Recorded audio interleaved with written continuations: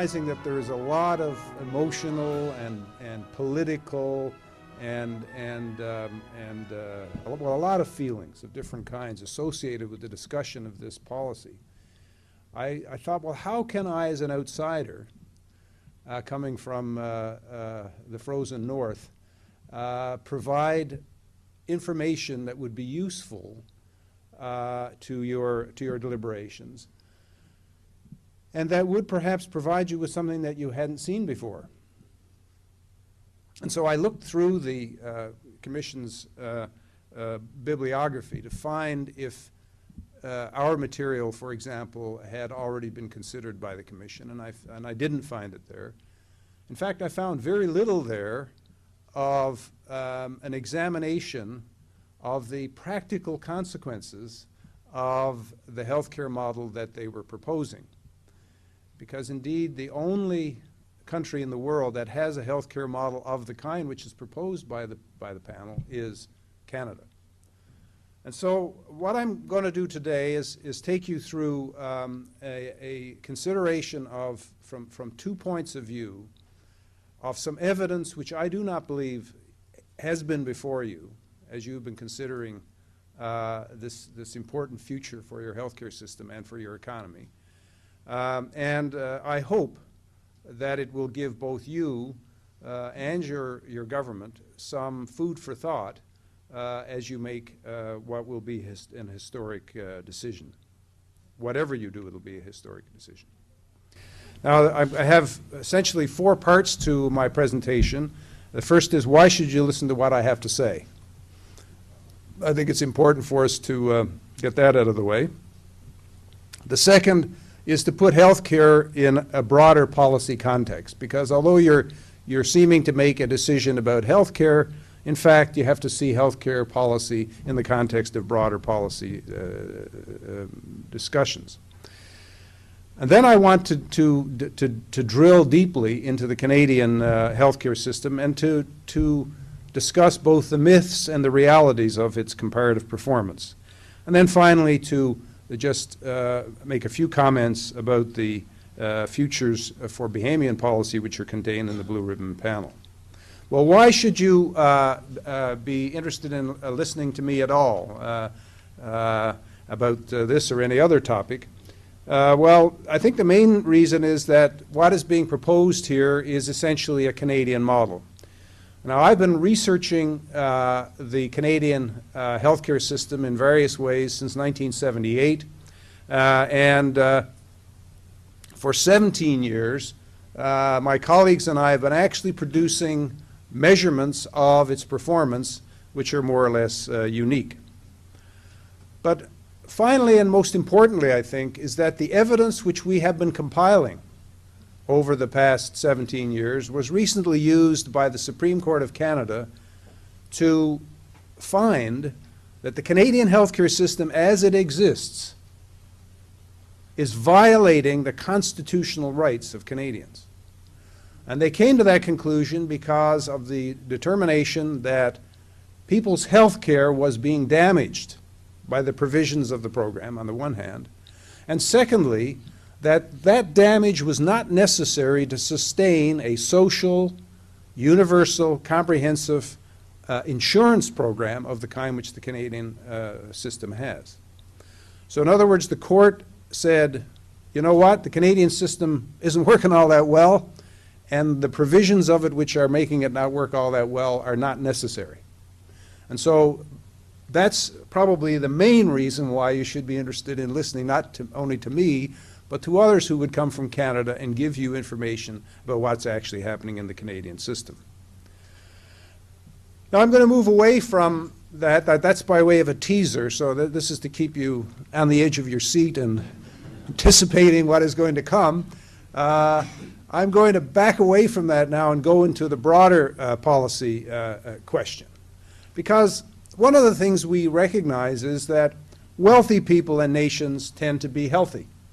This is one of the most widely, I think, accepted ideas now in policy analysis, that wealthy nations are healthy in part because they can afford all of the infrastructure that keeps our inflow separated from our outflow, which is the main problem we have around the world, that people's water intake is being contaminated by their effluent.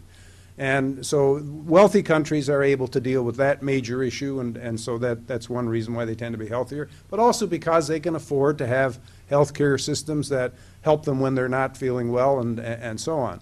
Of course, there is a correlation between wealthy people and healthy people, because for the same reasons they can afford that, but also because perhaps there's something that makes them both wealthy and healthy. That is a different approach to life, that they have different habits than people who are not wealthy and healthy. And that's something that's very important to take into account, by the way, when you're wondering what you can solve. You know, there are some problems you can't solve. This is one of the things that you learn. I've been in the policy business now for about 40 years, and one of the hardest things and most difficult things to accept is that there are some problems you can't solve. You can't help somebody who doesn't want to be helped. You can't help somebody who has got a bad lifestyle choice, has made a bad lifestyle choice, which is impinging on their health. You can't help that person.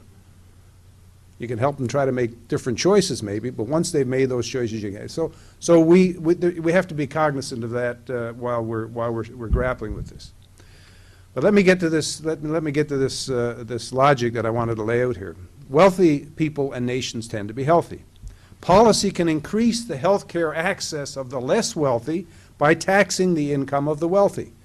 If you have a group in your society who want to be healthy and are making healthy choices, but don't have the wealth to get access to health care when their body deals them a trick, or they get a microbe or something, then of course you can solve that problem by helping people who are less wealthy, and you get that money from people who are more wealthy. Now, there's a bit of a problem with that, however, because human and financial capital try to avoid taxes.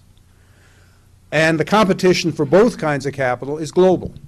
So that when you're thinking how much money you're going to take from the wealthy to give to the less wealthy, you got to remember that the wealthy don't have to stick around. And in particular, if you're taxing capital to do that, it surely doesn't have to stick around. So, you know, we all recognize that it's a good idea to do some of this redistribution to help people who want to be healthy to stay healthy. On the other hand, you got to watch that other side of it.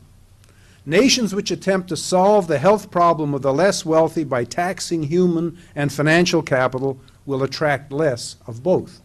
This is now no longer in any dispute around the world. Everybody recognizes everywhere in the world, in the former Soviet Union, in China, everybody in the world now agrees that, yeah, capital moves away and people won't work well if you tax them too much. So therefore, policy which pursues gains in population health without careful attention to the growth and per capita income effects of the methods chosen may produce short-term gains at the expense of long-term losses. And this is very important. So now I'm going to look at the broader, the broader policy context in the Bahamas. Now, how has Bahamian policy been doing generally with regard to this issue of attracting human capital and you know what I mean by human capital, right? I mean somebody who, you know, invests a lot in their education, all that kind of stuff. Do they stay here or do they go to Miami? That's what I'm talking about. Do they decide to stay here or do they vamoose? And that is a, you know, and when of course I don't have to tell you about what we're talking about on the capital side of things. So what we need to do is to assess what the general policy context is in the Bahamas before we get down to drill down to the issue of health policy. Now, for years, the Fraser Institute, in conjunction with institutes in 70 countries, has been measuring policy in about 130 countries.